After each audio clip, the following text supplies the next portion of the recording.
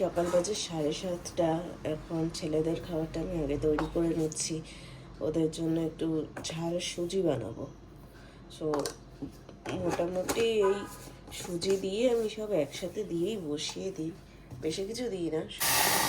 সুজির মধ্যে পরিমাণ মতো জল দিয়ে দিই প্রথমে, আর সুজিটার মধ্যে একটু নুন, অল্প হলুদ আর জিরে দিয়ে লো আঁচে রেখে দিয়েছিলাম। এরপরে এদিকে সুজিটা হয়ে এসছে, বন্ধ করে দেবো এবার।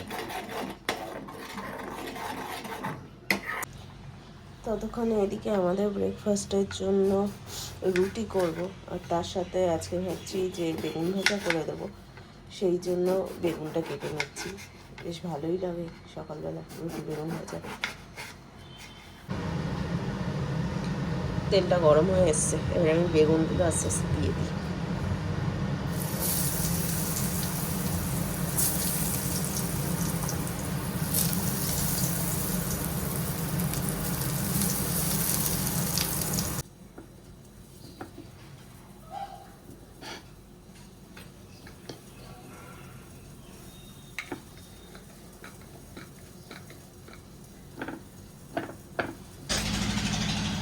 এই সকাল থেকে উঠেই রান্নাঘরে তুমি কি করছো?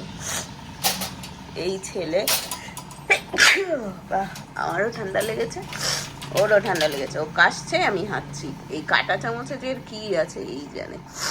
ঘুমোতে যাওয়ার আগে কাঁটা চামচ, ঘুম থেকে উঠে কাঁটা চামচ।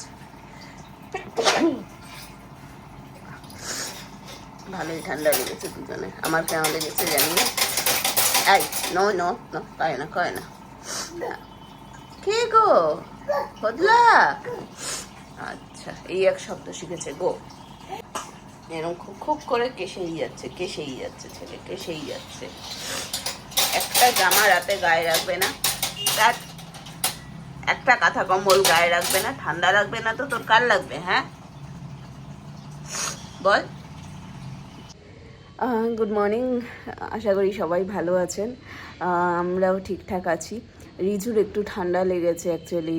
রিজু একটা কাঁথা কম্বল এরা রাত্রিবেলা গায়ে দেবে না, দিনের বেলা তাও যদিও সোয়েটার টোয়েটার পরিয়ে রাখা যায়, রাত্রিবেলা কিচ্ছু গায়ে রাখবে না। আর রিকের একটা নতুন হয়েছে, ও খালি গায়ে শোবে, জামা পরে শোবেই না। ও যাই না কি অসুবিধা হচ্ছে, গরম লাগছে, ওর ইরিটেশন হচ্ছে, আই ডোন্ট নো, ওর এই সমস্যাটা হচ্ছে। ফলে ও তো খালি গায়ে, মানে একটা কম্বল দিলে রাখবে না, পা ধুয়ে শুয়ে ফেল দেবে। তো এই করতে করতে রিজুর ঠান্ডা লেগেছে। আর রিজুর কিছুদিন আগেই, মানে 1 মাস আগে ওর ভাইরাল নিউমোনিয়া হয়েছিল। সো সেটাও একটা চিন্তার ব্যাপার। আর রিজুর সমস্যাটা হলো, রিজুর একটু ঠান্ডা লাগলে রিজু সোজা বমি করে দেয়, মানে ও কিচ্ছু খাবে না, বা যেটুকুই খাবে সোজা বমি করবে। এইটা হলো রিজুর সমস্যা। তো দেখি একটু বাড়াবাড়ি হলে না হয়, মানে এখন হোম রেমেডিস দিচ্ছি, মধু খাইয়েছি, মধু, তুলসী পাতা, এগুলো ডাক্তারই বলেছিলেন যে হোম রেমেডিস করতে আগে, তো সেগুলোই করছি। সেরম হলে দেখি আজ বা কালকে ডাক্তারখানায় নিয়ে যাব, অ্যান্টিবায়োটিক না দিলে এদের ঠিক হয় না। যাই হোক, এই আজকে সকালে উঠে রুটি বেগুন ভাজা বানিয়েছিলাম সবার জন্য। তো তারপরে সব রেডি করে রেখেছিলাম যে দিদি এসে রান্না করবে, মানে মাছ ফাছ ছাড়িয়ে। 10:30টার সময় দিদির মেয়ে আমার ফোন করে বলছে যে মা আজকে আসতে পারবে না, দিদির ছোটো মেয়ের শাশুড়ির ব্রেন স্ট্রোক হয়েছে। তো তাই নিয়ে একটু ব্যস্ত ওরা সবাই। আমার দিদি এমনি খুবই ভালো, মানে খুবই বিশ্বস্ত, খুবই মানে অত প্রফেশনাল না, খুবই ভালো সম্পর্ক দিদির সাথে। সো আর অত কামাইও করে না। হ্যাঁ জানি, কিছুদিন আগে 2 দিন ছুটি নিয়েছিল, কিছুদিন আগে কি পরশুই দিয়েছিল, পরশু আর তার আগে 2 দিন ছুটি নিয়েছিল নাতির অন্নপ্রাশন বলে। বাট খুব ইয়ে না হলে দিদি ছুটি নেয় না আর কি। তো সেই জন্যই আর ছুটি নিয়েছে, ঠিক আছে, আর কিছু বলিনি, মানে কিছু বলাও যায় না শরীর খারাপ কারোর একটা হলে ফ্যামিলিতে। কিন্তু আমার সমস্যাটা এটা হয়েছে, আমি বসেছিলাম আমার অফিসেও আজকে অনেকটা কাজ আছে। তো আমি অন্য সকালবেলা মানে ভিডিও শুরুও করতে পারিনি, তাড়াহুড়ো করে করেছি। অ্যান্ড অফিসে বসেছি, তখন শুনেছি দিদি আসবে না, তখন দৌড়ে এসে মাকে বলছি, মা আগে ভাত বসাও, কারণ ছেলেরা 11:30টার সময় খাবে। তো ভাত আর মাছটা অ্যাটলিস্ট রেডি করতে হবে। আমি মাছটা ভেজে দিলাম, মাছটা ভেজে দিলাম, আর ফুলকপি আলু কাটলাম, সেগুলো ভাজলাম। মা ওদিকে ভাত বসিয়ে দিল, আর আমি সবজিপাতি সব কেটে দিলাম, ডাল বসিয়ে দিল মা সবজি দিয়ে। এখন মা শালগমের তরকারি রান্না করছে।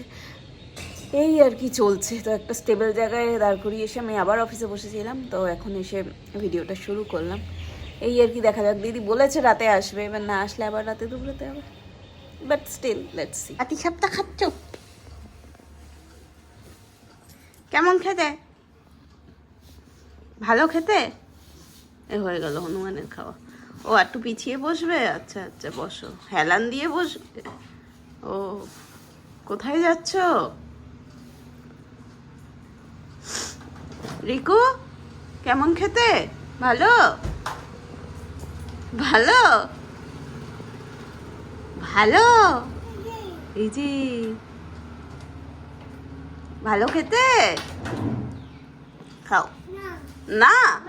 তাহলে খাচ্ছ যে? বলতে হয় হ্যাঁ, ভালো লাগলে বলে হ্যাঁ। রিজুকে খাইয়ে দাও, খেতে পারে। দাও, দিয়ে দাও। ওখানে শালগমের তরকারি হচ্ছে, এখানে ডাল ফোড়ন দেওয়া হচ্ছে।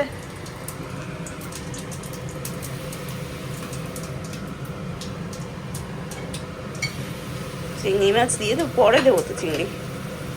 মা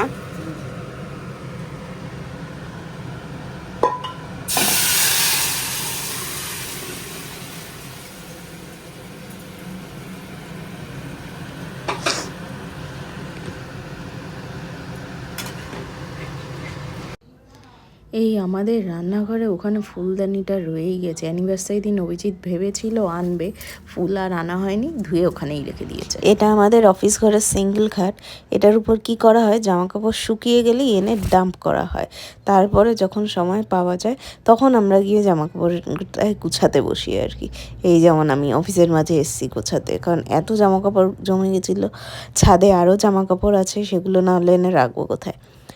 দুখানা কম্বল নিচে নামানো আছে, তাও অভিজিৎ এই স্লিপিং ব্যাগটা বার করেছে। ওর ইচ্ছা হয়েছে ও স্লিপিং ব্যাগে ঘুমোবে, আর তাই ও ঘুমোচ্ছে। কি অদ্ভুত শখ রে বাবা। যাই হোক, আমার বরের এসব শখ জাগে, আর এই স্লিপিং ব্যাগ আমি আটকাতেই পারছি না। একটা চেন আছে ওখানে, এটা আমি আটকাতে পারিনি। তারপর আমি বাবা ভাঁজ করে রেখে দিয়েছি। তোর জিনিস তুই বোঝ বাকিটা। এটা একটা না সিলিন্ডারের মতো ব্যাগ আছে, এটা বোধহয় ডেকাথলন থেকেই কিনেছিল। সেই সিলিন্ডারের মতো ব্যাগটার মধ্যে ও ঢোকাবে। ওই দেখুন, ভাঁজ করছি একদিক দিয়ে, আরেক দিক দিয়ে খুলে যাচ্ছে। ওই জন্য আমি বাবা নর্মালি ভাঁজ করে রেখে দিয়েছি। এই স্লিপিং ব্যাগটা ভাঁজ করে, বাকি সোয়েটার, এই বলেছি না কালকে 11টার সোয়েটার, এক এক দিন এক একটা সোয়েটার পরে আছে। যদিও এই স্কার্টটা আমার এই সেই একাডেমি অফ ফাইন আর্টস দেখতে গেছিলাম, তারপর থেকে আর রাখা হয়নি, রোদে দিয়ে ওখানেই পড়ে আছে। তো যাই হোক, এক এক দিন এক একটা সোয়েটার অভিজিৎ পরে যাচ্ছে। অভিজিতের জামা কাপড় সব এখানে, সেই সব এক এক করে ভাঁজ করে করে তুলছিলাম। তো তুলে তারপর আমি ওখানেই সেট সেট করে রেখে দিয়েছি। অভিজিৎ সুন্দর করে গুছিয়ে টুছিয়ে ওর ওয়ার্ড্রপে তুলে দেবে আর কি। ওর ওয়ার্ড্রপে অন্য কেউ জামা কাপড় রাখুক, ওর ঠিক পোষায় না, পছন্দ হয় না। ও খুব সুন্দর করে ভাঁজ করে করে রাখে। সো আমি এখানেই ভাঁজ করে রেখে দিই, বাকিটাও পরে নেবে নিচে পরে যখন সময় পাবে। তুমি তো কথা কম্বল থাকতো স্লিপিং ব্যাগে কেন শুয়ে আছো? স্লিপিং ব্যাগ শোয়ার জন্য তো বাড়িতে কাঁথা কম্বল নেই? কাঁথা কম্বলে কি ওই টার্মটা আছে স্লিপিং, খেতে মনে হচ্ছে শুই শুই। না না না না না, ওটা কাজের জিনিস, তোমায় আমি দেবো, এসো। তো আটাটা খেতে বারণ করা হয়েছে রিকু, আমি কিন্তু নিয়ে নেব। আমি কি নিয়ে নেব? তোমায় বারণ করা হয়েছে।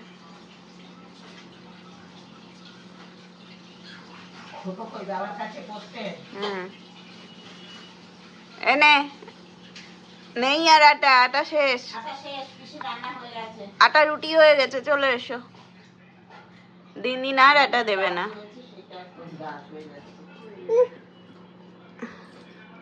আটা কে খায় রিকু?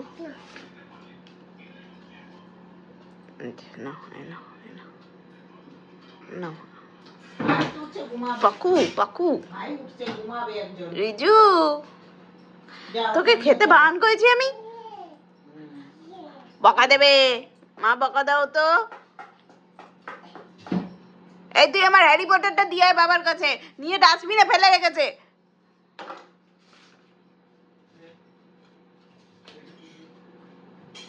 সো এখন বাজে রাত 9টা, আমাদের খাওয়া দাওয়া হয়ে গেছে, বাচ্চাদেরও হয়ে গেছে, বাবা মা খেতে বসেছে। এই আমি আজকে অফিস গেছিলাম, আর অফিস গেলে জেনারেলি আমি ভিডিও করি না, মানে অফিসের কিছু আমি করি না, কারণ প্রথম কথা হলো লোকজন, দে আর ওয়ে টু জাজমেন্টাল।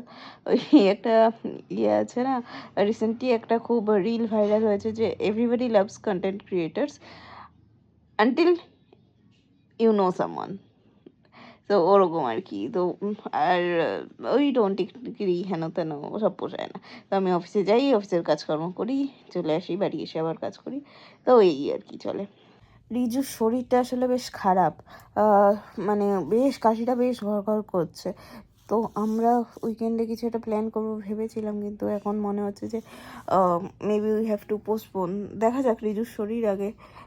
গাটা হালকা গরম, এখনও জ্বর তো আসেনি, বাট ওষুধ দিয়ে দেবো। ডাক্তারকে আর কি জিজ্ঞেস করেছি, ডাক্তার যে ওষুধটা আর কি দিতে বলেছেন সেটাই আপাতত দেবো। তো দেখা যাক, এই আর কি। বাচ্চাগুলো খুব ভুগছে। যাই হোক, সবাই ভালো থাকবেন, আবার পরের ব্লগে দেখা হবে। বাচ্চাদের সাবধানে রাখবেন, ওদেরটা খুব বাজে, খুব মানে ভাইরাল ফিভার টিভার এখন খুবই হচ্ছে, বাচ্চা বড় সবাই। তো যাই হোক, সবাই ভালো থাকবেন, আবার দেখা হবে পরের ব্লগে। Till then, good night, bye by.